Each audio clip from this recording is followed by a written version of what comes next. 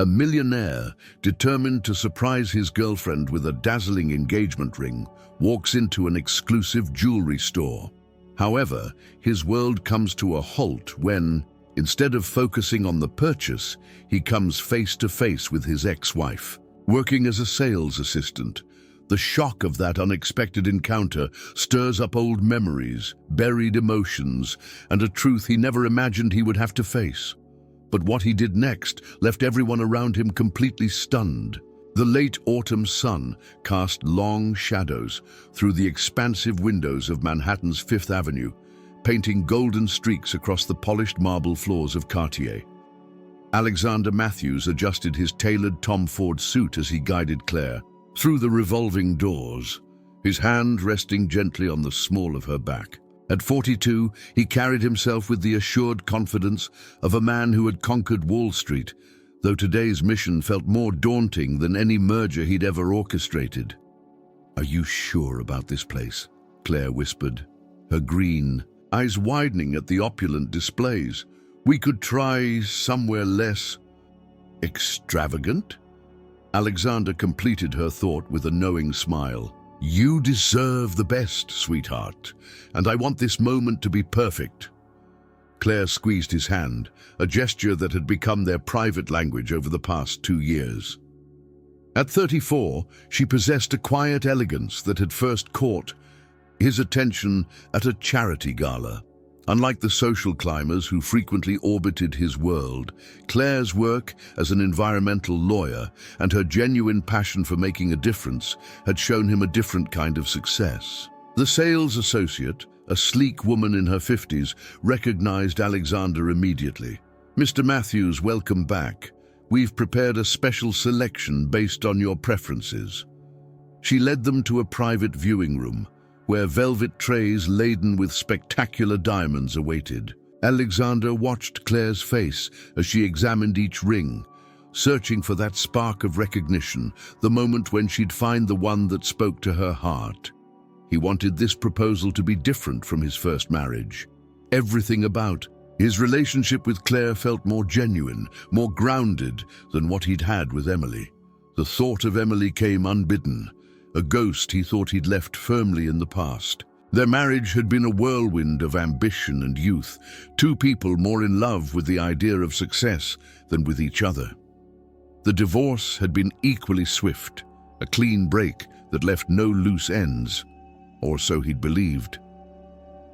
"This one," Claire said softly, drawing his attention back to the present.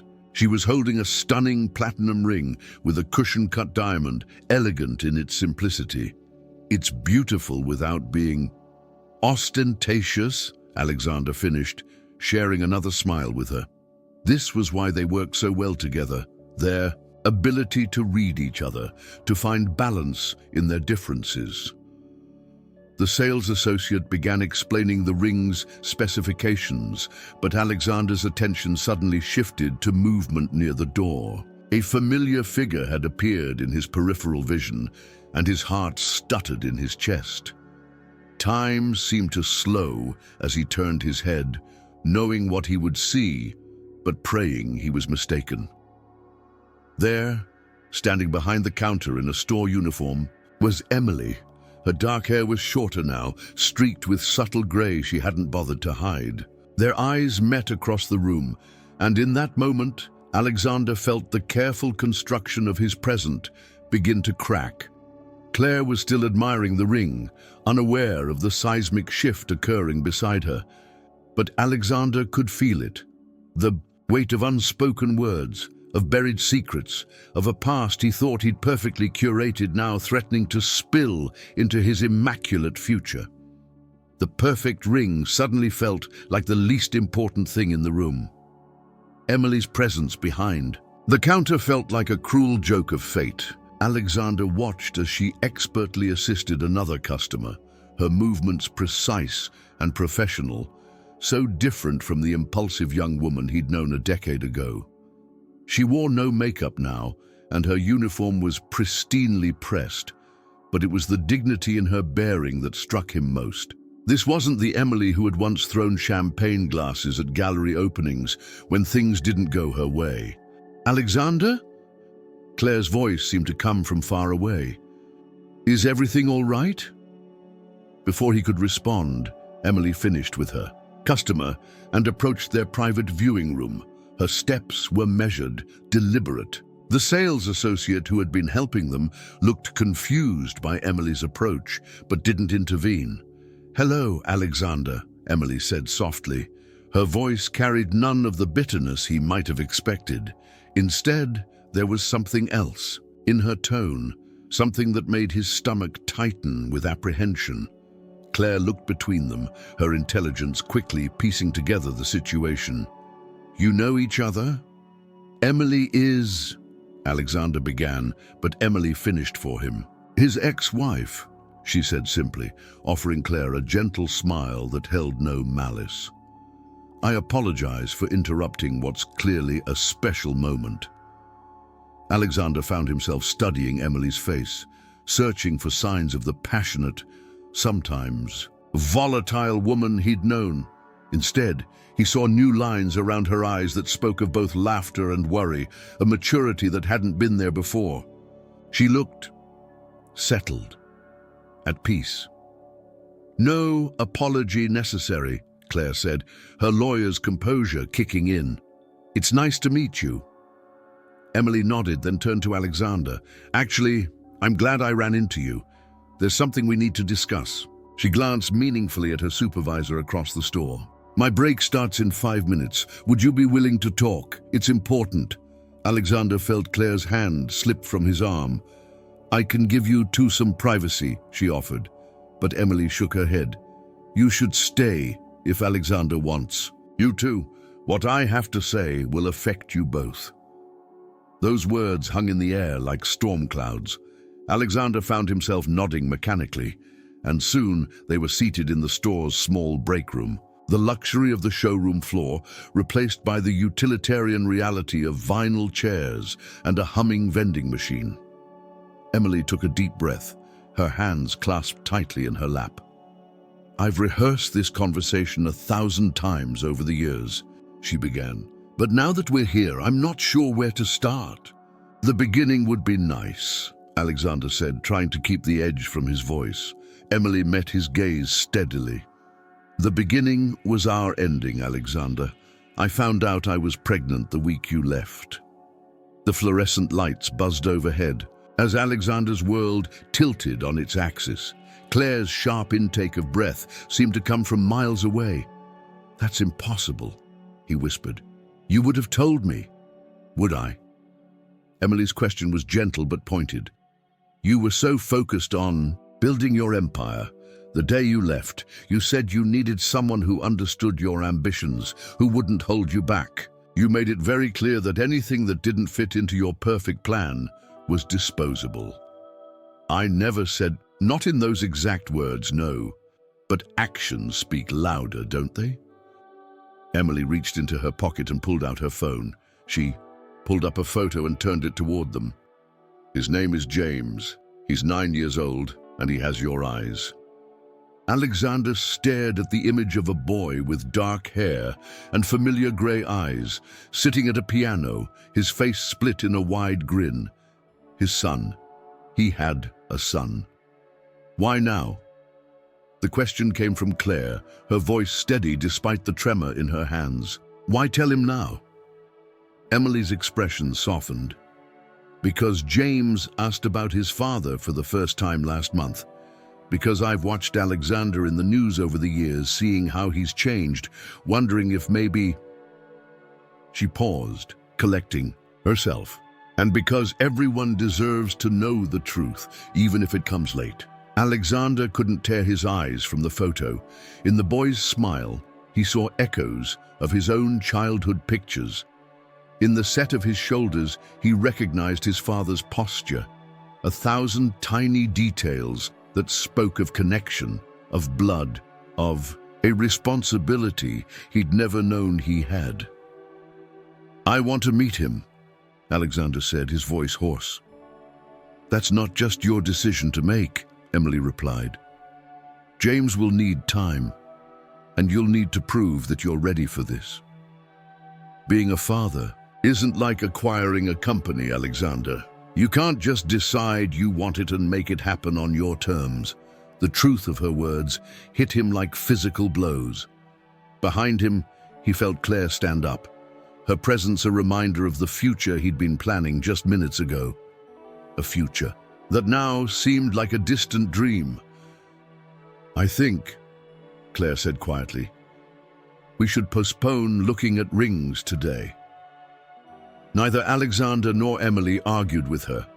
Some moments once shattered couldn't be pieced back together, and in the harsh fluorescent light of that break room, surrounded by the ghosts of his past and the fragments of his carefully planned future, Alexander realized that his life would never be the same. The ride home from Cartier was silent. Each floor number in the elevator of Alexander's Central Park West penthouse illuminating with a soft ding that seemed to echo the pounding in his head. Claire stood beside him, her shoulders straight, her designer bag clutched slightly tighter than usual, the only visible sign of her distress. Inside the apartment, the late afternoon sun painted everything in shades of amber, but Alexander barely noticed the typically stunning view. He went straight to the bar cart, his hands moving automatically to pour himself a glass of scotch. He started to reach for a second glass, but paused, looking questioningly at Claire. "I think I need to go home," she said quietly. Alexander set down the decanter with more force than necessary. "We should talk about this." "Should we?" Claire moved to the floor-to-ceiling windows, her silhouette sharp against the city skyline. "What exactly should we talk about, Alexander? The fact that you have a 9-year-old son you never knew about? Or the fact that you were about to propose to me without having any idea your past wasn't as neatly wrapped up as you thought?" "That's not fair," he protested, but the words sounded hollow even to his own ears. "I didn't know." "No, you didn't." Claire turned to face him, her expression softening. "But that's part of the problem, isn't it? You didn't know because you never looked back. You've always been so focused on moving forward, on building your perfect life, that you never stopped to consider what you might have left behind." Alexander sank into one of the leather armchairs, the scotch forgotten. On his coffee table, a copy of Forbes magazine displayed his own face, accompanying an article about his latest successful venture. The headline read, "The Man Who Never Fails." The irony wasn't lost on him. "I keep seeing his face," he admitted. "In that photo, he has my mother's smile, did you notice? And the way he was sitting at the piano." He trailed off, remembering his own childhood piano lessons, the hours spent practicing while his father watched with stern approval. Claire moved closer, perching on the arm of the adjacent chair. "What are you going to do?" "I don't know." The admission cost him. Alexander Matthews always knew what to do. It was his trademark, the foundation of his success. Emily said, "James asked about me. That has to mean something, right?" "It means he's curious," Claire said gently. "But curiosity isn't the same as wanting you in his life. You heard Emily. This isn't something you can just decide to fix." Alexander ran a hand through his perfectly styled hair, disrupting it for the first time that day. "I keep thinking about all the things I've missed. First words, first steps, his first piano recital, 9 years of birthdays and Christmases and..." He stopped abruptly, his throat tight. "You can't get those back," Claire said, her voice carrying the weight of unspoken thoughts. "But that doesn't mean you can't build something new, if that's what you really want." "What about us?" Alexander finally asked the question that had been hanging between them since they left the jewelry store. "I still want..." "No." Claire stood up, smoothing her skirt with trembling hands. "Don't say it, not now. You need to figure out who you are in light of this news before you can decide what you want for our future. And I..." She paused, choosing her words carefully. "I need time to understand if I'm ready to be part of this story." Alexander wanted to argue, to tell her that nothing had changed between them. But they both knew that would be a lie. Everything had changed. The careful framework of his life, built on strategic decisions and forward momentum, had been shaken to its core. "I'll call a car," he said instead, reaching for his phone. "I already did." Claire gathered her things, her movements precise and controlled. At the door, she turned back to him. "Alexander, when was the last time you looked at a photo of Emily?" "Before today." He frowned, thrown by the question. "I don't know, years ago maybe." "Why?" "Because you couldn't take your eyes off her in that break room, and it wasn't just because of what she was telling you." With that, Claire slipped out the door, leaving Alexander alone with thoughts he wasn't ready to confront. He walked to his home office, where a wall of awards and accolades chronicled his professional achievements. Among them was a small, forgotten frame, his MBA graduation photo. Emily was there, younger and brighter, her arm linked through his as they both smiled at the camera. They had been unstoppable then, or so they'd thought. Looking at it now, he saw something else. Two people too, caught up in their ambitions to see what they were losing. Alexander took down the photo, studying it in the fading light. Somewhere in this city, a boy with his eyes and his mother's smile was going about his life, carrying half of Alexander's DNA, but none of his influence. The thought terrified and thrilled him in equal measure. He reached for his phone, pulled up Emily's contact information that she'd shared in the break room, and stared at it for a long moment. Outside his window, Manhattan's lights began to twinkle on, one by one, like stars being born in the gathering darkness. Finally, his fingers moved across the screen, typing out a message he hoped would be the first step towards something he never knew he needed. 3 days after the encounter at Cartier, Alexander found himself sitting in a small coffee shop in Park Slope, Brooklyn, a world away from his usual Manhattan haunts. The place Emily had chosen for their meeting was warm and unpretentious, with mismatched furniture and the rich aroma of freshly ground coffee beans. He felt overdressed in his custom suit, hyper-aware of the curious glances from the regulars. Emily arrived precisely on time, wearing jeans and a simple sweater, her work uniform replaced by comfortable casualness. She ordered a plain coffee and settled into the chair across from him, her movements unhurried. "I got your messages," she said, wrapping her hands around the warm mug. "All 6 of them." Alexander shifted uncomfortably. "I wasn't sure what to say. I'm still not." "That's actually refreshing," Emily replied with a hint of a smile. "The Alexander I knew always had a prepared speech for everything." The observation stung, partly because it was true. "I've been thinking about what you said.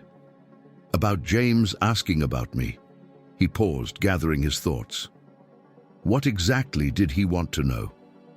Emily's expression softened. He was working on a family tree project for school. When he got to the father's side, he looked at me and asked, "Was he a bad person?" That's what he wanted to know, Alexander. Not what you did for a living, or why you weren't around. He wanted to know if he came from something broken. The words hit Alexander like physical blows. "What did you tell him?" "I told him the truth, that you weren't a bad person, just someone who made different choices." She took a sip of her coffee. "I never spoke ill of you to him, Alexander. That wouldn't have served any purpose. Thank you for that," he said quietly. "But I need to know, why work at Cartier with your education, your background?" "Because it's honest work that pays the bills and gives me time to be there for James." Emily's voice carried no shame, only certainty. "After you left, I had to decide what really mattered. Making partner at a law firm wouldn't have given James what he needed most, a present parent." Alexander thought about his own childhood, about fathers who measured love in achievements, and mothers who filled emotional voids with social engagements. "I'd like to meet him," he said. "Properly this time." Emily was already shaking her head. "It's not that simple. James is sensitive, perceptive. He picks up on everything. If you're going to be in his life, it has to be because you're ready to be a father, not because you feel obligated or guilty. How can I prove that if I don't get the chance? Start by telling me why you want to meet him, Emily challenged. And please don't give me the answer you think I want to hear. Give me the truth. Alexander opened his mouth, then closed it again. In the business world, he was known for his quick, decisive responses. But sitting here, faced with Emily's direct question, he found himself searching for words that weren't wrapped in corporate polish. I want to meet him, he finally said, because when I saw his picture, I saw parts of myself I'd forgotten existed, because he plays piano, and I want to know if he loves Chopin like I did at his age, because... He swallowed hard. Because I've spent my whole life building things that look perfect from the outside, and for the first time, I'm facing something real that I can't control or shape to my liking. Emily studied him for a long moment. That's a start, she said finally, but James isn't a project for your personal growth, Alexander. He's a child who's lived 9 years without a father. If you enter his life, it has to be on his terms, not yours. What are his terms? He needs time, and so do you. Emily reached into her bag and pulled out a small photo album. These are copies of some of his pictures over the years. Take them, look at them. Try to understand what you're asking to be part of before you make any promises. Alexander took the album with trembling hands. Claire and I, things are complicated now. They should be, Emily said, not unkindly. You're not the same man who walked into that jewelry store last week. The question is, who are you going to become? As they prepared to leave, Emily paused. One more thing, Alexander. James has piano recital next month. I'm not saying you can attend, but maybe knowing that will make these pictures more real to you. Walking back to his waiting car, Alexander clutched the photo album like a lifeline. Inside its pages were 9 years of moments he'd missed. Birthdays, school plays, ordinary days that had shaped his son's life. He had built his career on his ability to see the big picture, to strategize and execute complex plans. But now, sitting in the back seat of his luxury car, he realized that sometimes the biggest changes come from the smallest moments, captured in simple photographs and shared over coffee in Brooklyn. That evening, Alexander sat in his home office, the photo album Emily had given him open on his desk. He'd been staring at the first page for 20 minutes, unable to move past the image of a newborn James, tiny and perfect, wrapped in a blue hospital blanket. The timestamp in the corner read October 15th, his son's birthday, a date he should have known by heart but was just learning now. His phone buzzed with a message from Claire. Taking some time to think. Please respect that. He read it twice before setting the phone face down on his desk. 5 days had passed since the revelation at Cartier, and the distance between them grew with each unanswered call, each night spent apart. Turning the page, Alexander found himself looking at James's first Christmas. The baby was propped up against a pile of presents, wearing a tiny Santa hat that kept sliding over his eyes. Emily was in this photo too, younger and tired-looking, but radiating a joy Alexander had never seen during their marriage. She was sitting cross-legged on the floor, keeping James from toppling over, completely unconcerned with how she looked. "First Christmas," read the caption in Emily's neat handwriting. James loved the wrapping paper more than the presents. Alexander reached for the scotch he'd poured earlier, but stopped himself. He wanted to remember every detail of these photos, to absorb them with complete clarity. Each image was a window into a life he should have been part of, a story written without him. The next pages chronicled James's early years, first steps captured in a slightly blurry action shot, first day of preschool with a Batman backpack, almost as big as he was, swimming lessons where his face showed equal parts terror and determination. In each photo, Alexander searched for pieces of himself, the set of James's jaw, the way he furrowed his brow in concentration, the slight tilt of his head when he smiled. He paused at a photo of James, around age 6, sitting at a piano. The boy's fingers were positioned carefully on the keys, his posture perfect despite his young age. Alexander remembered his own childhood piano lessons, the hours spent practicing scales while his father watched with stern approval. But in this photo, James was grinning, clearly enjoying himself. Emily had written beneath it, "First recital. He played Twinkle Twinkle and only missed 2 notes." The phone buzzed again. This time, it was a message from his assistant reminding him about tomorrow's board meeting. Alexander realized he hadn't thought about work all evening, a first in as long as he could remember. Moving through the album, he watched James grow year by year. There were birthday parties with themes ranging from dinosaurs to space exploration, school photos showing missing teeth replaced by adult ones, a Halloween costume parade where James dressed as a scientist, complete with a lab coat and safety, goggles, soccer games, art projects, field trips, all the ordinary moments that added up to an extraordinary life. Near the end of the album, Alexander found a recent photo that made his breath catch. James was sitting at a grand piano, his face serious as he concentrated on the sheet music before him. The caption read, "Working on Chopin's Minute Waltz, his choice." His choice, Alexander whispered to the empty room. His son had chosen Chopin, just as he had at that age. It was such a small thing, but it felt monumental, a thread connecting them across the years of absence. The final photo was from what appeared to be a school science fair. James stood proudly next to a project about renewable energy, his grey eyes bright with excitement. Emily stood beside him, one arm around his shoulders, both of them beaming at the camera. They looked like a complete family, happy and whole without him. Alexander closed the album gently, feeling the weight of missed opportunities pressing down on him. He thought about Claire's words from their last real conversation. "You need to figure out who you are in light of this news." Looking around, his meticulously decorated office, at the awards and accolades that had seemed so important just days ago, he wondered if he even knew who he was anymore. He pulled out his phone again, opening his calendar app. With practiced efficiency, he began canceling meetings, delegating tasks, clearing space in his normally packed schedule. For the first time in his career, Alexander Matthews was making room for something more important than business.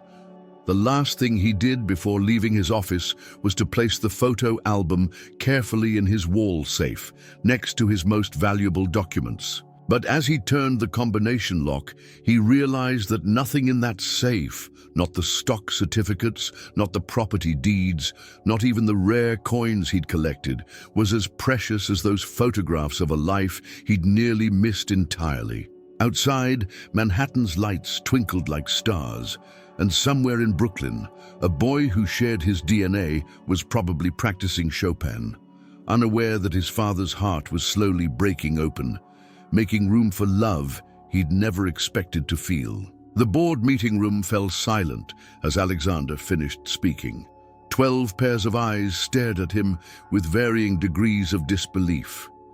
He had just announced his intention to take a step back from day-to-day operations, effective immediately. "Let me get this straight." Gerald Morton, the longest-serving board member, leaned forward in his leather chair. "You want to reduce your involvement in the company you built from the ground up, right before the Parker merger?" Alexander remained standing, his posture relaxed but firm. "I'm not abandoning the company, Gerald. I'm delegating. Sarah has been COO for 3 years now. She's more than capable of handling the merger."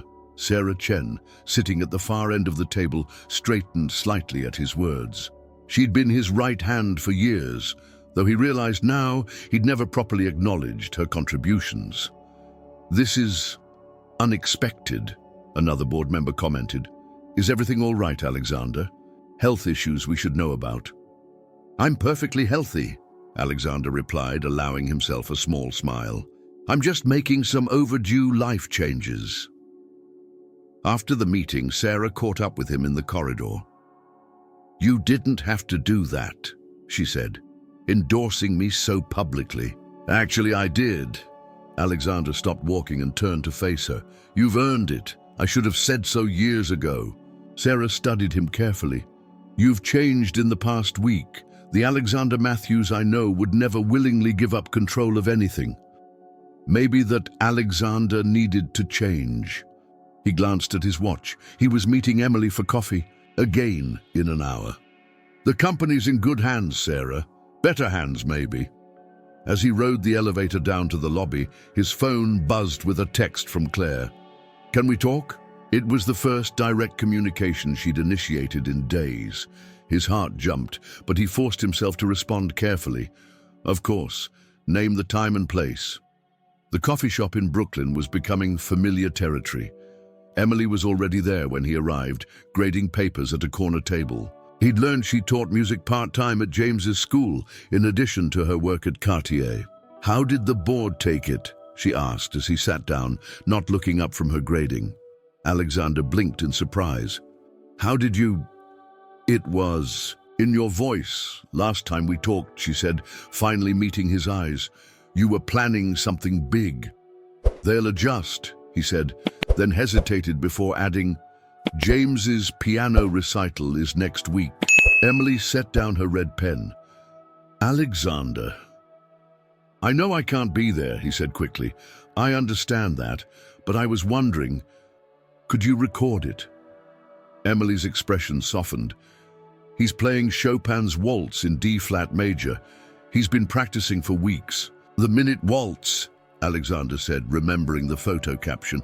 "That's challenging for his age." "He's determined, like his father."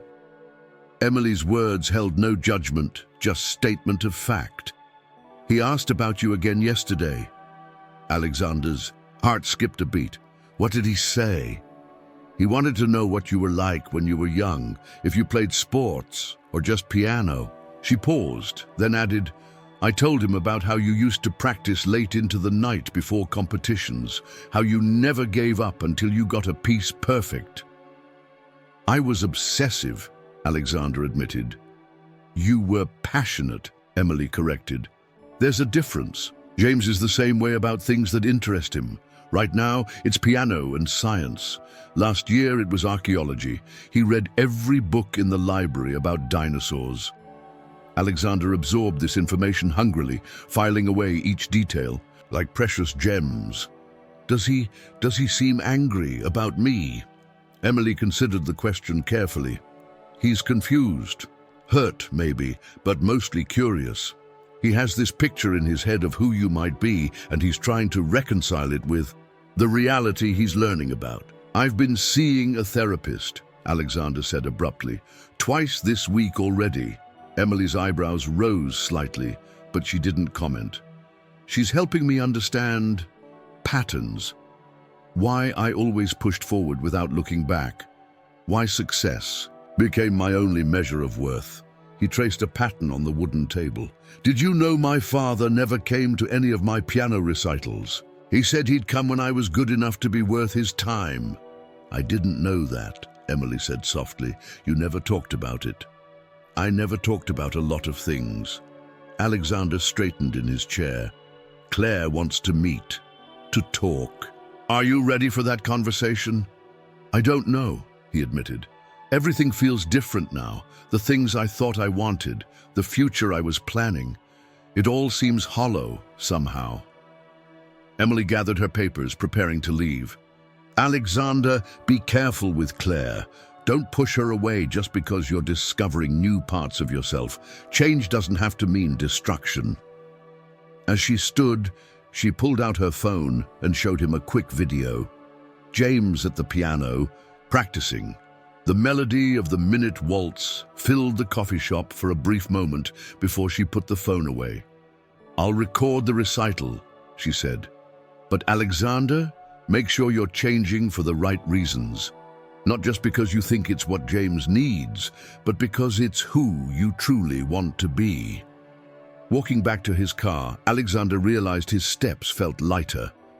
The weight of his prestigious title, his packed schedule, his carefully constructed image, it was all falling away, leaving room for something new to grow.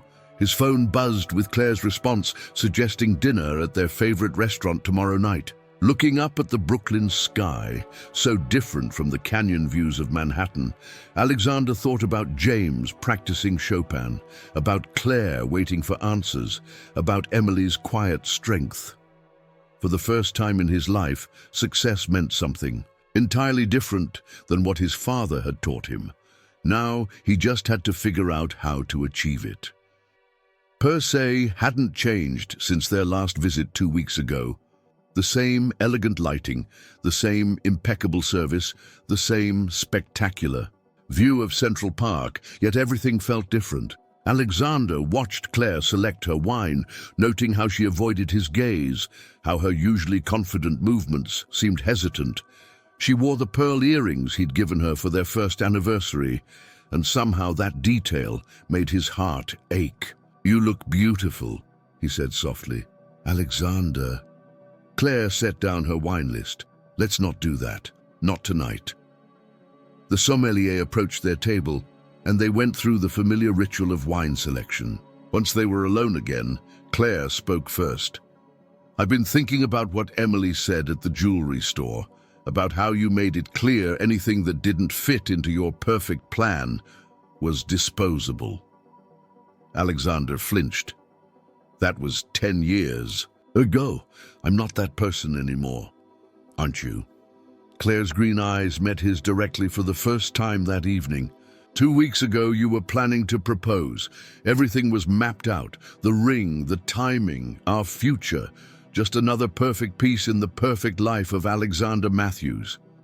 "That's not fair," he protested, but his voice lacked conviction. "Tell me something," Claire continued, her finger tracing the rim of her water glass. "If Emily hadn't been there that day, if we'd bought the ring and gone ahead with everything as planned, would you have ever looked back? Ever wondered about what or who you might have left behind?" The question hung between them like a delicate glass about to shatter. Alexander thought about lying, about saying what she wanted to hear, but he owed her more than that. "No," he admitted quietly, "I wouldn't have." Claire nodded, as if confirming something she'd already known. "I've been watching you these past 2 weeks, the way you've been changing your life, clearing your schedule, seeing a therapist. You're throwing yourself into this transformation with the same intensity you usually reserve for corporate takeovers. Is that wrong, to want to be better?" "No," she said softly, "but it made me realize something. In 2 years together, I've never seen you this alive, this genuine, not even with me." Their first course arrived, perfect little compositions on pristine plates. Neither of them touched their food. "I love you," Alexander said, the words feeling simultaneously true and incomplete. "I know you do," Claire replied, "but I'm not sure you know how to love someone without trying to make them fit into your vision of perfection. You did it with Emily, and you've been doing it with me. That's not..." "Alexander, you chose my office furniture. You helped redesign my work wardrobe. You even suggested I change how I prepare my cases." She smiled sadly. "And I let you, because it seemed easier than arguing, and because some part of me wanted to be the perfect match for Alexander Matthews." "I never asked you to change," he protested. "You never had to. You have this way of reshaping your world until everything fits your ideal. And now, for the first time, you're faced with something you can't shape or control, a son who exists completely outside your influence, who might never want to know you, who might reject everything you try to offer him."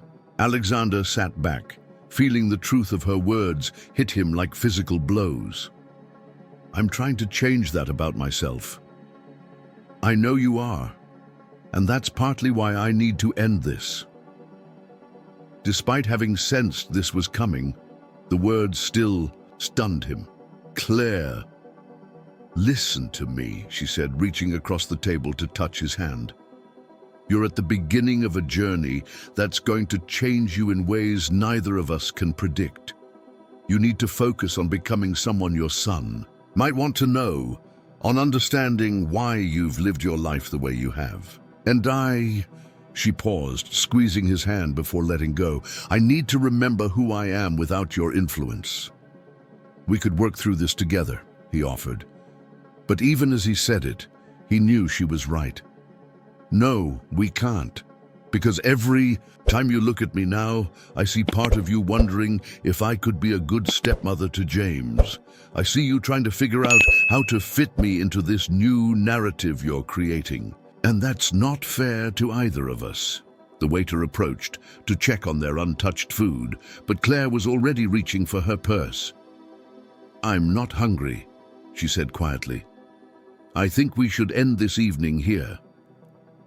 Standing outside the restaurant, they faced each other one last time. The twilight sky painted Manhattan in shades of purple and gold, and somewhere in Brooklyn, a young boy might be practicing Chopin, unaware of how his existence had reshaped multiple lives. You're going to be okay, Claire said, touching Alexander's cheek gently. Better than okay, but you need to do this on your own. I never meant to try to perfect you, he whispered. I just wanted to control everything, to ensure nothing could hurt you or surprise you. She stepped back, her eyes bright with unshed tears. But life isn't meant to be controlled, Alexander. Sometimes its biggest gifts come from our biggest mistakes. As she turned to leave, Alexander called after her, Claire, thank you for seeing the truth before I could. She paused, looking back with a sad smile. Just promise me something? When you finally meet James, don't try to make him perfect. Let him be exactly who he is. Alexander watched her walk away, her figure growing smaller against the Manhattan skyline. The engagement ring he'd never bought suddenly felt like a weight lifted rather than an opportunity lost. He pulled out his phone and looked at the video Emily had shared of James practicing. The melody was imperfect, with occasional missed notes and hesitations, but there was a passion in the playing that no amount of technical precision could match. For the first time, Alexander understood that sometimes the most beautiful music comes from the spaces between the notes, the imperfect moments that make the perfect ones matter. Alexander sat in his parked car outside the Brooklyn Music School, his hands gripping the steering wheel, though the engine was off. Inside the building, just 100 yards away, his son was preparing to perform Chopin's Minute Waltz in his spring recital. The familiar brick building seemed to pulse with possibility and pain in equal measure. He had promised Emily he wouldn't come inside, wouldn't risk disrupting James's concentration or causing any emotional turbulence before the performance. But he couldn't bear the thought of being anywhere else, so here he sat, close enough to imagine the pre-recital bustle, the nervous energy of young performers, the proud parents clutching their phones and cameras. His own phone buzzed with a text from Emily. He's wearing a blue bow tie and his grandfather's cufflinks, nervous but ready. Alexander closed his eyes, picturing the scene. He thought of his own recitals at that age, the starched collars and shining shoes, the weight of expectations pressing down like lead. His father had attended exactly one performance, the regional championships, and had left immediately after. Alexander's minor mistake in the third movement, another text from Emily, starting soon, will record as promised. He typed back a simple, "Thank you," knowing the words were inadequate to express his gratitude. In the 2 weeks since his dinner with Claire, he'd thrown himself into therapy, into understanding the patterns that had shaped his life. Dr. Harrison, his therapist, had helped him see how his father's perfectionism had infected his own relationships, his business practices, even his dreams. "You're not just hiding from failure," she had said in their last session. "You're hiding from the possibility of being truly known, imperfections and all." A stream of parents and children began entering the building. Alexander watched them, his throat tight. A small boy in a blue bow tie walked past his car, clutching sheet music and looking terrified. For a moment, Alexander thought it was James, but no. This child had blonde hair and freckles. Still, the sight made his heart race. His phone buzzed again. This time it was a photo. James, sitting at the piano during his final practice, his face set in concentration, Emily's hand resting supportively on his shoulder. The resemblance to Alexander's own childhood photos was startling. The same serious set of the jaw, the same slight furrow between the brows. But there was something different too. Where Alexander's childhood photos showed a rigid perfection, a fear of mistakes, James's posture held both focus and joy. Even in practice, there was a hint of a smile playing at the corners of his mouth. The recital must have started because Emily's texts stopped. Alexander sat in silence, imagining the progression of performers, the polite applause, the proud parents. He remembered Emily's words from their last coffee meeting. "James doesn't play for approval. He plays because the music moves him. That's something I made sure he learned early, that art isn't about perfection, it's about expression." Suddenly, his phone lit up with a video call. His hands shaking slightly, he answered to find Emily's face filling the screen. She was speaking, in a whisper. "They just called his name. I thought maybe you'd want to watch live." Alexander couldn't speak, could barely breathe as Emily turned the phone toward the stage. And there was James, walking confidently to the piano, adjusting the bench with practiced ease. He looked so small against the grand piano, yet somehow so sure of himself. The first notes of the minute waltz filled the air, and Alexander felt tears sliding down his cheeks. James played with technical skill that belied his age, but more than that, he played with passion. When he stumbled slightly on a difficult passage, he didn't freeze or falter. He simply moved forward, letting the music carry him. Alexander found himself holding his breath during the trickier sections, his own fingers twitching in remembered and patterns. But James navigated the piece with a grace that had nothing to do with perfection and everything to do with joy. The final flourish came too soon, and then James was standing, bowing as applause filled the hall. The camera caught his face as he straightened, flushed with excitement, proud but not arrogant, happy in a way Alexander couldn't remember being at his age. Emily's voice came through in a whisper. He did it. Every practice, every mistake, every triumph. It was all for this moment. "Thank you," Alexander managed to say, his voice rough with emotion. "Emily, thank you for letting you see." She turned the camera back to her face, and he was surprised to see tears in her eyes too. "He's your son, Alexander. Whatever happens going forward, nothing can change that. He carries parts of you in him, the good parts, the parts I fell in love with once. His determination, his passion for music, his deep feeling for beautiful things. Those aren't just from me." After they hung up, Alexander sat in his car for a long time, listening to the sounds of families leaving the recital, catching snippets of proud conversations and congratulations. He thought about his own father's rigid expectations, about how he'd recreated that pattern in his own life, always pushing forward, always demanding perfection. But James had shown him another way, a way where mistakes were part of the journey, where passion mattered more than precision, where love wasn't conditional on performance. As the parking lot emptied, Alexander finally started his car. He had another therapy appointment tomorrow, and for the first time, he knew exactly what he wanted to discuss. His son had taught him something profound today. through nothing more than being himself at a piano recital. Sometimes the most perfect moments are the ones we don't try to control at all. A week after the recital, Alexander sat in Dr. Harrison's office, watching spring rain pattern the windows.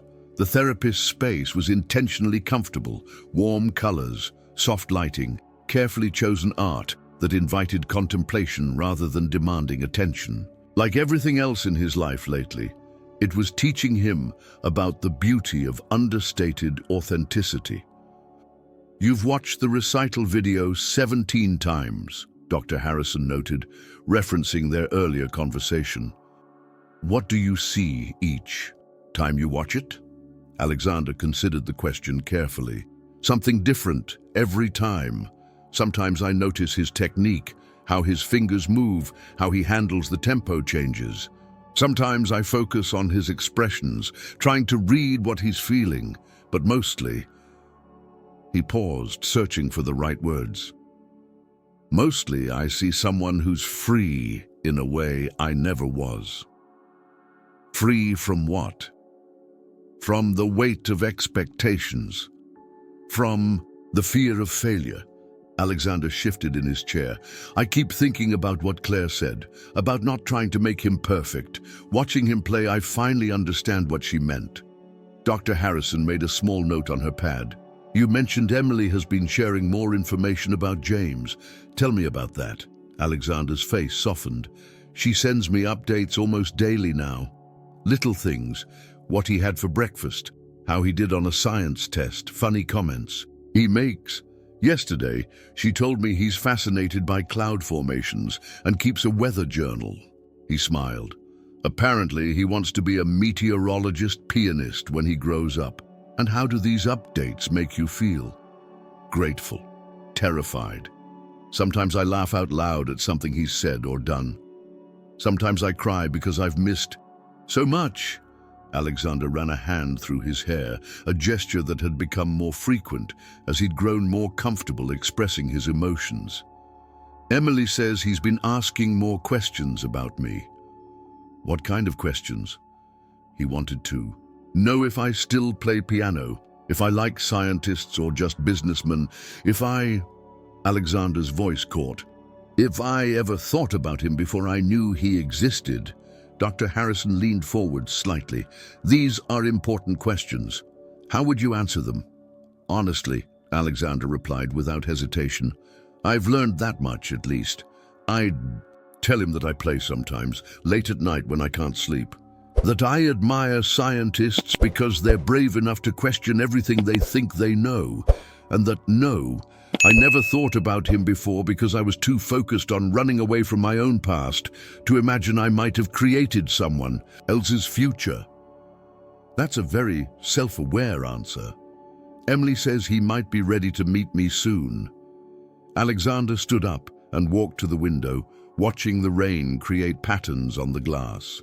"But she wants me to write him a letter first, to introduce myself on paper where he can process everything at his own pace. How do you feel about that?" Alexander turned back to face her. "Scared. I've written countless business proposals, speeches, contracts, but this might be the most important document I'll ever create. And for the first time in my life, I don't want to edit it until it's perfect. I want it to be real. What would you say in this letter? I've been drafting it in my head for days." Alexander returned to his seat. "I want to tell him about the first time I saw his photo in the jewelry store, about watching him play Chopin from my car outside the recital, about how every new thing I learn about him feels like discovering a piece of myself I didn't know was missing." "Those sound like honest beginnings," Dr. Harrison encouraged. "Emily suggested I include some things about my own childhood. She thinks it might help him understand me better." Alexander's voice grew quieter. "She said sometimes the hardest parts of our stories are the ones our children most need to hear." "What hard parts would you share?" "About my father. About growing up, believing love had to be earned through perfection. About how I repeated those patterns until I lost the chance to be there for his early years. Alexander pulled out his phone and pulled up the latest photo Emily had sent, James explaining something about cumulus clouds to his classmates, his hands animated in mid-gesture.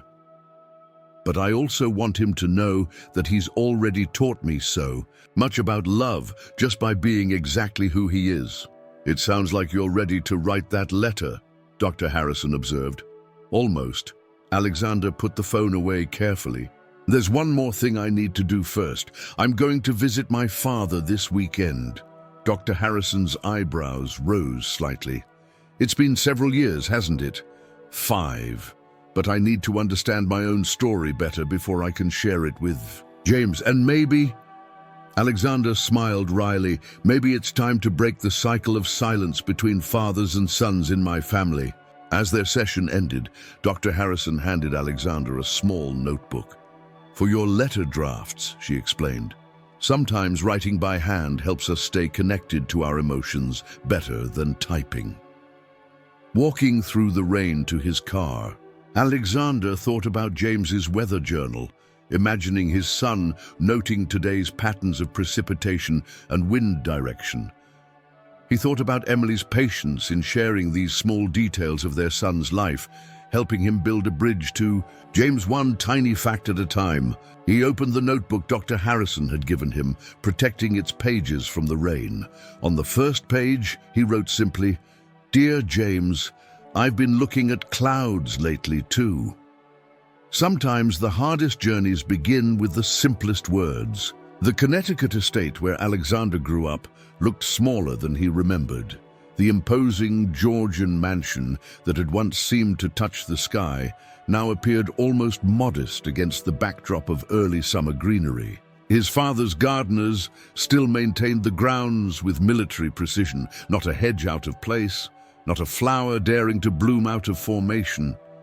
Alexander parked his car in the circular driveway, noting how the fountain's steady rhythm seemed to mock his uneven heartbeat. He'd called ahead, of course. William Matthews Sr. wouldn't have it any other way, but that didn't make this moment any easier. The housekeeper who answered the door was new, but her carefully neutral expression was familiar. She led him through the house to his father's study, each footstep echoing on the marble floors. Nothing had changed in 5 years. Same austere furniture, same intimidating art collection, same faint scent of leather and cigars. William Matthews Sr. sat in his wheelchair by the window, his once commanding presence diminished by age, but not erased. He turned as Alexander entered. His grey eyes, the same ones that now looked back at Alexander from James's photos, sharp and assessing. "You look tired," his father said by way of greeting. "Hello, Father." Alexander took a seat across from him, noting the chess set between them, a game apparently in progress. "Playing against yourself. Your mother stops by on Thursdays. We're in the middle of a match." The older man's hands, once so strong, at the piano, now showed prominent veins and age spots. "I assume this isn't a social call." Alexander had rehearsed this conversation countless times, but now the carefully prepared words felt inadequate. Instead, he reached into his jacket and pulled out a photo, James at the piano during his recital. His father took the picture, holding it at arm's length to compensate for his failing eyesight. For a long moment, there was only silence broken by the ticking of the antique clock on the mantel. "He has our eyes," William finally said, his voice unusually soft. "When?" "He's 9. I just found out about him recently."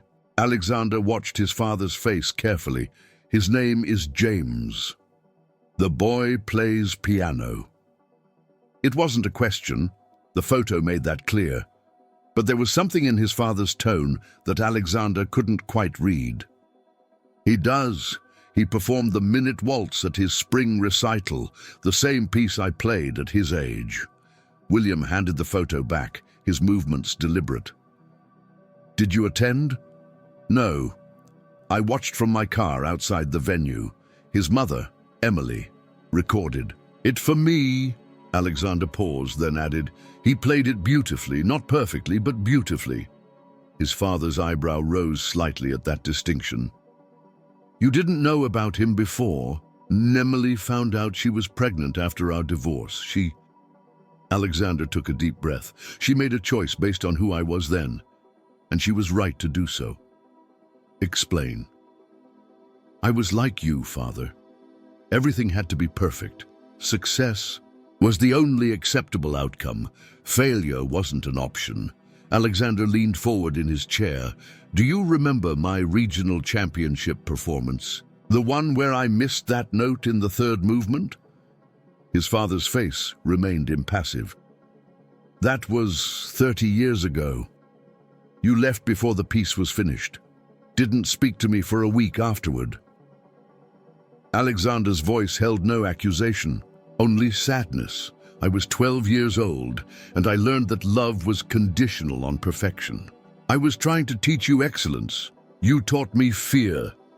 Alexander stood up and walked to the window, looking out at the manicured gardens. I spent my whole life running from that fear, building walls of success around myself, demanding perfection from everyone in my life.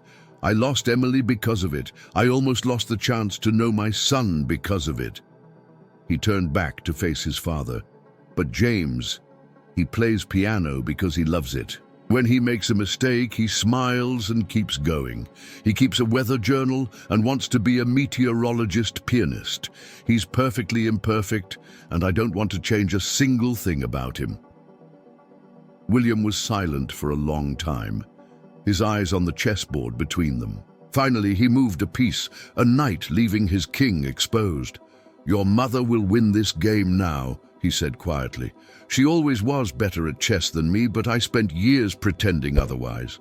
Pride, I suppose. Or fear.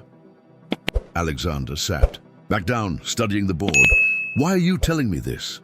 Because you came here looking for something, understanding perhaps, or forgiveness. His father's hands trembled slightly as he adjusted the knight.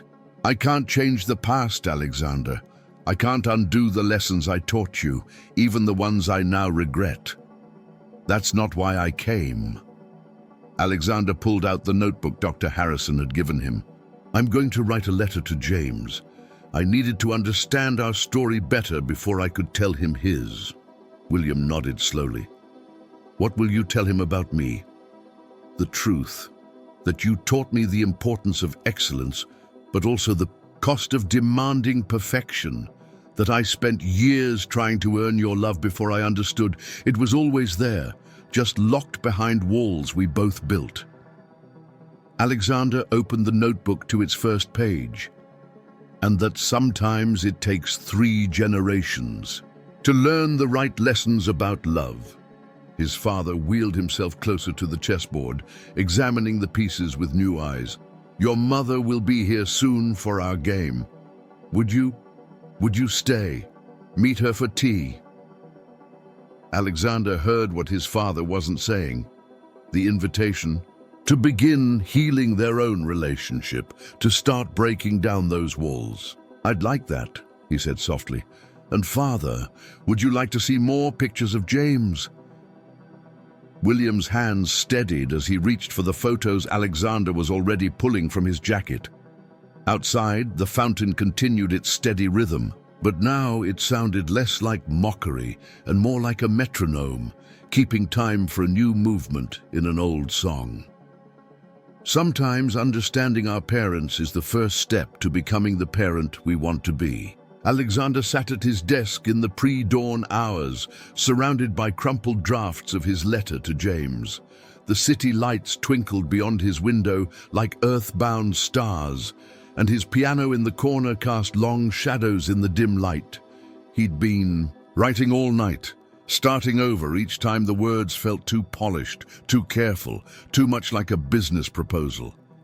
The notebook Dr. Harrison had given him lay open before him, its pages now filled with false starts and crossed-out sentences. But finally, as the sky began to lighten with the first hints of sunrise, he began to write the words that had been in his heart all along.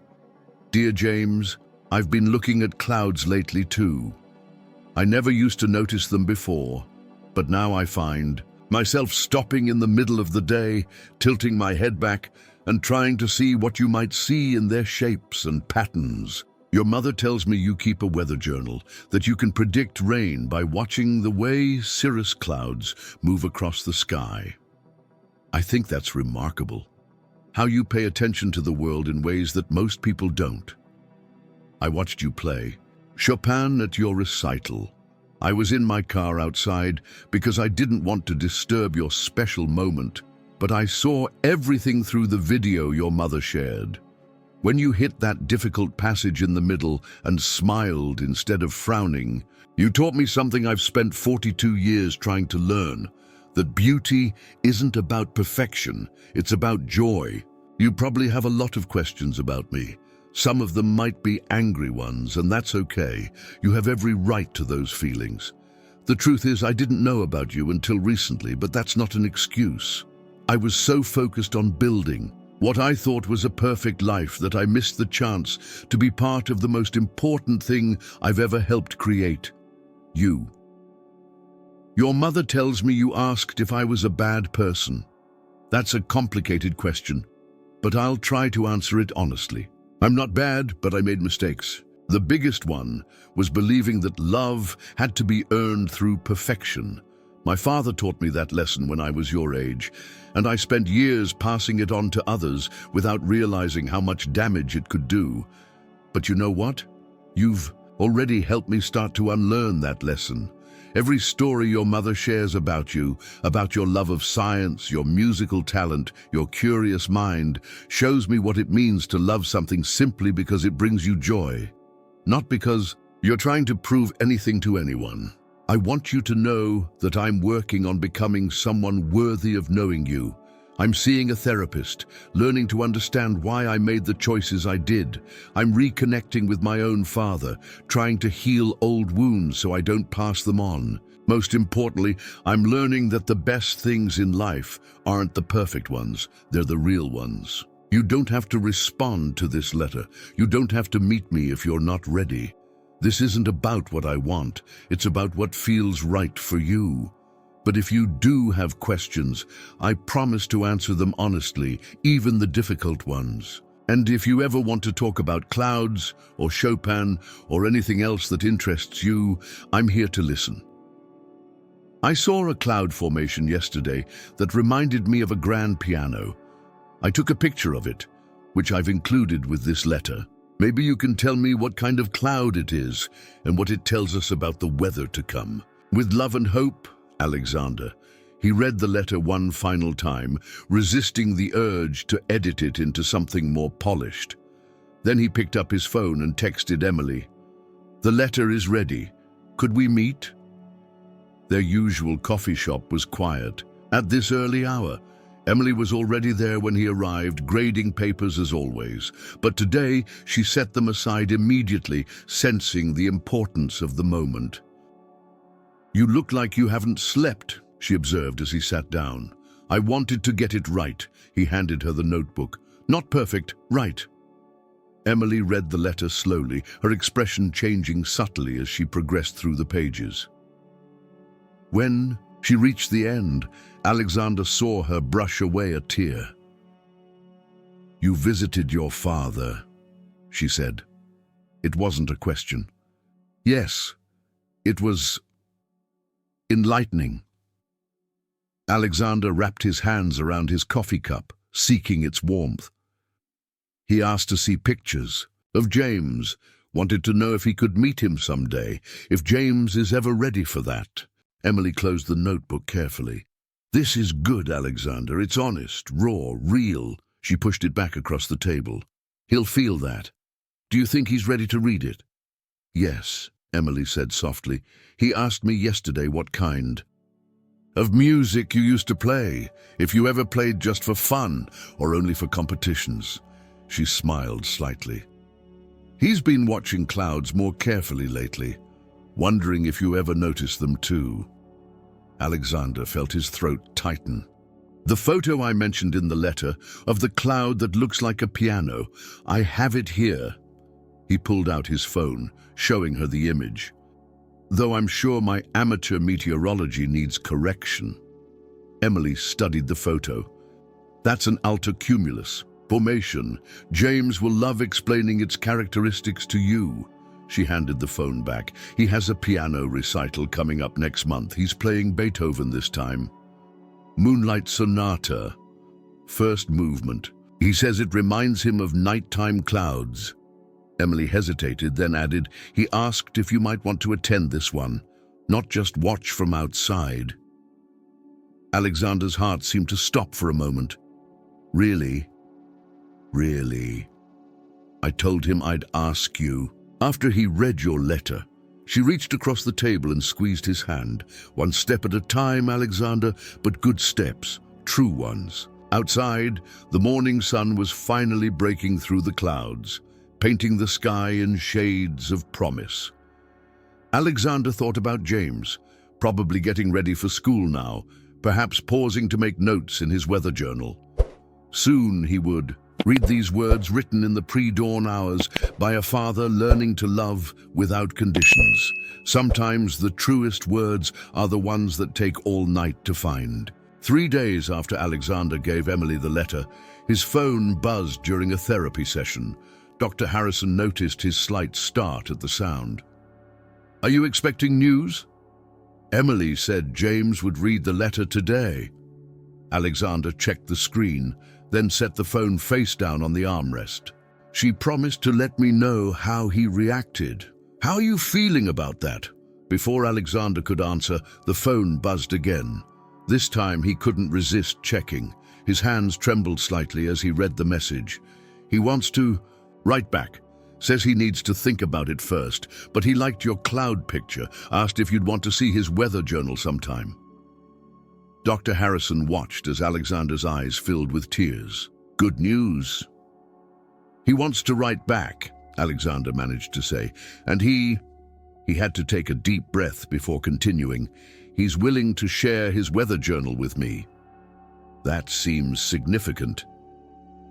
Emily says it's his prized possession. He records everything in it, cloud formations, temperature changes, wind patterns. She says he's never shown it to anyone except her and his science teacher.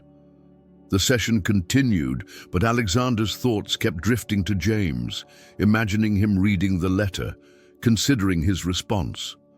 By the time he left Dr. Harrison's office, there was another message from Emily.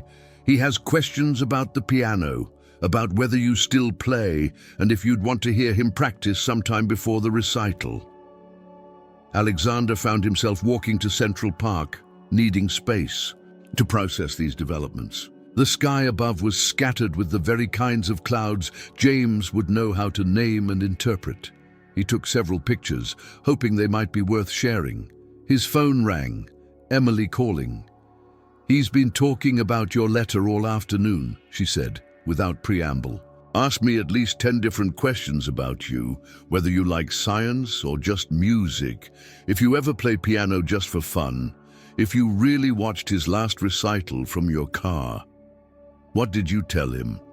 The truth, that you're learning to love things for their own sake, not just for achievement, that you're trying to understand yourself better so you can be a better father. There was a pause. He's writing his response now. Says he wants to do it right. Like you did. Alexander found a bench and sat down, overwhelmed by the emotion in his chest. Take all the time he needs. There's something else, Emily said. He asked if you might want to come hear him practice next week, just for a little while, no pressure. For a big conversation, just sharing the music. Alexander had to clear his throat before he could speak. I'd love that. He also said, Emily's voice caught slightly. He said your cloud picture was actually an altocumulus castellanus formation, and it usually indicates atmospheric instability that could lead to afternoon thunderstorms. He was quite proud to correct your amateur meteorology. Alexander laughed, softly, even as tears pricked at his eyes. He was right. It rained that afternoon. Alexander, Emily's voice grew serious. This is a big step for him. He's never wanted to share his music with anyone new before. Not since Since a school talent show last year, some kids made fun of how seriously he takes his piano practice. Said he was weird for caring so much about clouds and classical music. He almost quit both. Alexander felt a fierce protectiveness surge through him. What changed his mind? I took him to see a professional meteorologist who also plays jazz. Piano. Showed him that passion isn't something to be ashamed of, that the most interesting people are often the ones who don't fit into neat boxes. She paused. Like a businessman who takes pictures of clouds and sits in his car to hear his son play Chopin. The next morning, a thick envelope arrived at Alexander's office by courier. Inside was a letter written in careful handwriting with several weather journal entries attached. The letter began, "Dear Alexander, thank you for your letter. Mum says I should call you Dad if I want to, but I need time to think about that. I'm glad you like clouds too, even if you don't know all. Their names yet. I can teach you about them if you want. The picture you sent was actually an altocumulus castellanus formation. I drew a diagram to show you how to tell the difference between that and regular altocumulus clouds. I practice piano every day at 4:30. Mum says you want to hear me play Beethoven. It's not perfect yet. There's a tricky part in the middle that I'm still working on. But Mom says that's okay, that Beethoven probably made mistakes too when he was learning. I have a lot of questions I want to ask you. Mom says you promised to answer them honestly, even the hard ones. I'm making a list. Some of them might make you sad, but Mom says that's okay too. I saw a cloud yesterday that looked like a music note. I drew it in my weather journal and took a picture with Mom's phone. She can send it to you if you want. Do you think Beethoven looked at clouds when he was writing the Moonlight Sonata? Mom says you're trying to learn new things about being a dad. I'm trying to learn new things about having one. From James P.S. There's going to be a thunderstorm next Tuesday. The cirrus clouds yesterday told me so. Maybe you can watch it and tell me what you see. Alexander read the letter 3 times before he could trust himself to respond. Finally, he typed out a message to Emily. Tell him I'll be watching the clouds on Tuesday, and tell him 4:30 works perfectly for me. Outside his office window, the sky was a brilliant blue canvas, painted with the clouds that his son understood so well. For the first time, Alexander saw them not just as shapes, but as bridges between two hearts, learning to beat in harmony. At 4:15 p.m., Alexander stood outside Emily's Brooklyn brownstone, his heart racing as if he'd just run a marathon. The predicted thunderstorm had come exactly as James had forecast, and now the afternoon air was fresh with the scent of rain-washed streets. In his hand, he clutched a carefully chosen gift, a leather-bound weather journal, its pages specially designed for meteorological observations, with space for cloud sketches and a pocket for photographs. Emily opened the door before he could knock. "You're early," she said softly, a gentle reminder that this moment needed to unfold at James's pace. "I can wait," Alexander replied, understanding. She led him to the living room, where a well-loved, upright piano stood against one wall. The space was warm and lived in, with James's presence evident everywhere. Scientific diagrams pinned beside sheet music, a telescope by the window, weather charts sharing space with family photos. "He's upstairs finishing his homework," Emily explained. "He knows you're coming, but..." She hesitated. "He's been both excited and nervous all day. Just be patient." Alexander nodded, taking a seat in an armchair that gave him a clear view of both the piano and the window. Outside, the clouds were breaking up, creating the kind of patterns he now knew his son would be able to read like a story. At exactly 4:30, they heard footsteps on the stairs. Alexander held his breath as James appeared in the doorway, looking both smaller and more real than in any photograph. The boy carried his sheet music and weather journal, holding them like shields against his chest. "Hello," James said quietly, his grey eyes, so like Alexander's own, studying his father's face with intense curiosity. "Hello, James," Alexander replied, working to keep his voice steady. Thank you for letting me come to your practice. James glanced at his mother, who gave him an encouraging nod. Mom says you used to play this piece too. The Moonlight Sonata? Yes, though it was a long time ago. Alexander smiled softly. Your mother tells me you're making it your own. Something in those words seemed to ease some of James's tension. He moved to the piano bench, arranging his music with careful precision. I changed some of the dynamics, he admitted. My teacher said it was okay to interpret it my way, as long as I understand the original first. That's very wise, Alexander said, recognizing in his son's words a freedom he'd never been given at that age. Would you like to show me? James nodded, then paused with his hands above the keys. I saw a cloud formation today that matched the mood of the first movement. Mum took a picture. He looked at Emily. Can we show him? Emily pulled out her phone, bringing up the image. James says the layered structure of these clouds reminds him of the piece's arpeggios. Alexander studied the photo, seeing in the subtle gradations of grey and white something that did indeed echo Beethoven's haunting melody. I can see that, he said truthfully. The way the layers build and fade, like the rising and falling notes. James's face lit up with surprised pleasure. Most people don't understand when I talk about music and clouds together. I'd like to understand more, Alexander said gently. Maybe you could explain it to me while you play. For the first time, James smiled directly at him. A small smile, but genuine. Okay. He turned to the piano, took a deep breath, and began to play. The first notes of the Moonlight Sonata filled the room, but this was unlike any version Alexander had heard before. James played with a sensitivity that belied his age, letting the melody float like the clouds he loved so much. When he reached the passage he'd mentioned struggling with, he didn't freeze or falter, he simply worked through it, his brow furrowed in concentration. This part here, James said without stopping, reminds me of cirrus clouds catching the last light of day. See how the notes drift upward? Alexander moved closer to the piano, watching his son's hands move across the keys. He recognized his own childhood technique in some of James's fingering, but there was something else there too, a natural grace that came from playing for love rather than approval.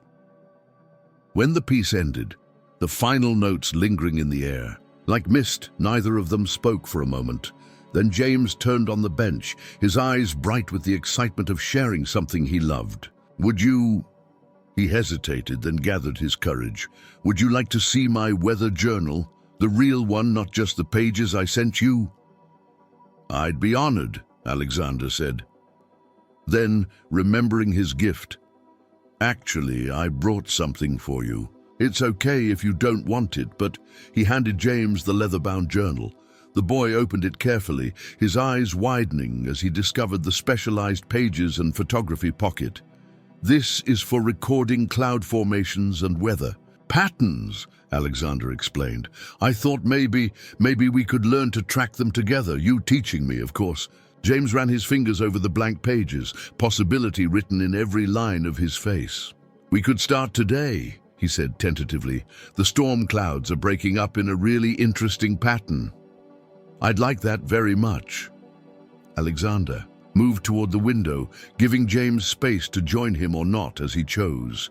After a moment, he felt his son step up beside him, the new journal clutched in his hands. See there? James pointed to a particular cloud formation. That's a transformation layer. It means the weather is changing, but gradually. Like in the music, how the melody changes, but you almost don't notice until it's already different. Alexander looked at his son's profile, seeing in it all the possibilities of their own gradual transformation. Would you play it again? He asked softly. I'd like to hear how the music matches the clouds. James nodded, returning to the piano with new confidence. As he began to play again, Emily caught Alexander's eye from across the room.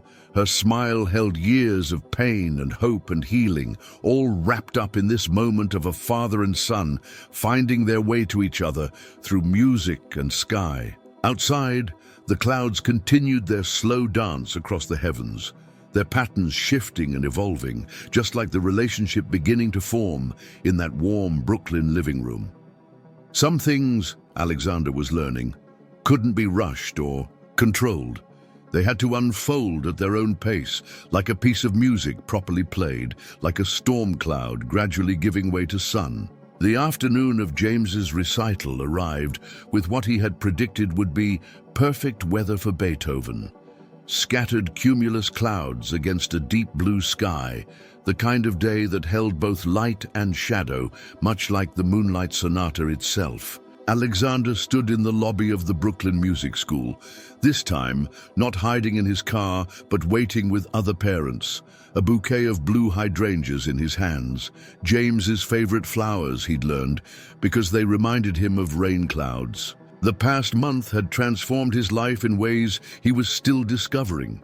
3 times a week, he'd sat beside James at the piano, listening to him practice, learning to see music through his son's eyes, not as something to be conquered, but as something to be explored, like the ever-changing patterns of the sky. They'd filled several pages of the new weather journal together, James patiently teaching him the difference between altocumulus and altostratus, showing him how to read the weather in the shapes above. "Nervous?" Emily's voice beside him broke through his thoughts. She looked elegant in a simple blue dress, her face relaxed in a way he'd never seen during their marriage. "Oddly, yes," Alexander admitted, "more than I was for any corporate merger." "He asked for you to sit in the front row," Emily said softly. "Next to me. He wants to be able to see both of us when he plays." Alexander's throat tightened. "Ah, you sure that's okay? It's what he wants." Emily's smile held no bitterness, only a gentle understanding. "He's been practicing extra hard this week. Said he wanted to show you how he fixed that tricky part in the middle." They made their way to their seats, and Alexander found himself studying the program. James Matthews, it read, performing Beethoven's Moonlight Sonata, first movement. Seeing his son's name in print, carrying the Matthews legacy but making it entirely his own, filled him with a pride unlike anything he'd felt before. His phone buzzed, a text from his father. "Give James our love. Your mother wishes we could be there." The relationship with his parents was healing too, slowly but surely.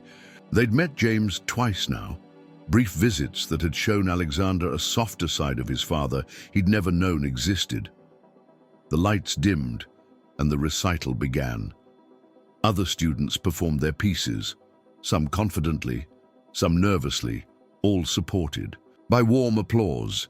Then James walked onto the stage, and Alexander's world narrowed to his son's small figure approaching the grand piano. James took his seat, adjusted the bench, and then did something unexpected. He looked out at the audience and spoke. "I've been learning this piece for a while now," he said, his clear voice carrying through the hall. "But I recently discovered a new way to understand it. My father—" He paused, glancing at Alexander with a small smile. "Helped me see how the music moves like clouds across the sky, changing but staying beautiful. This is for him and for my mom, who always let me love things my own way." Alexander felt Emily's hand slip into his, squeezing gently. Then James began to play, and the world fell away. The melody emerged like a sunrise, each note perfectly placed yet flowing naturally into the next. When James reached the passage that had once troubled him, he moved through it with confident grace, his interpretation bringing out nuances Alexander had never heard before. It was Beethoven's Moonlight Sonata, but it was also something new, a song about fathers and sons, about love and forgiveness, about finding beauty in imperfection. Alexander watched his son's face as he played, seeing in it the same joy he'd noticed that first time watching from his car. But now he understood that joy better. It wasn't just about music or even talent. It was about being free to be yourself, to love what you love without fear of judgment. As the final notes faded away, Alexander was the first to stand, applauding with unrestrained pride. The rest of the audience followed, and James's face broke into a radiant smile as he took his bow. In that moment, Alexander saw everything he'd spent his life chasing: perfection, success, validation, and realized none of it mattered compared to the simple joy of watching his son shine by being exactly who he was. After the recital, as other families dispersed, the three of them stood together in the emptying auditorium. James clutched his new weather journal, eager to record the cloud formations he'd spotted through the windows during his performance. "Did you see?" he asked Alexander excitedly. "How I changed the middle part. I made it sound more like those layered clouds we saw last week." "I heard it," Alexander replied, handing him the hydrangeas. "It was beautiful, James. Completely your own." "Mom!" James turned to Emily. "Can we show Dad the roof garden? You can see the whole sky from up there, and I want to document the sunset formation." Emily's eyes met Alexander's over their son's head, sharing a moment of quiet joy at hearing James call him Dad for the first time. "Of course," she said, "lead the way." As they followed James up the stairs, his voice chattering about cirrus patterns and chord progressions, Alexander thought about the day he'd walked into Cartier looking for the perfect ring. He hadn't found what he was looking for that day, but he'd found something far more precious: a chance to learn that love, like music, like clouds, like life itself, didn't need to be perfect to be beautiful. On the roof, James opened his weather journal, pointing out the ways the evening clouds were shifting and changing. Alexander stood beside his son, finally understanding that some things couldn't be measured by conventional standards of success. Sometimes the most perfect moments were the ones that happened naturally, like a child's smile, a melody played from the heart, or a cloud formation predicting tomorrow's weather. "Look," James said, pointing to where the setting sun was painting.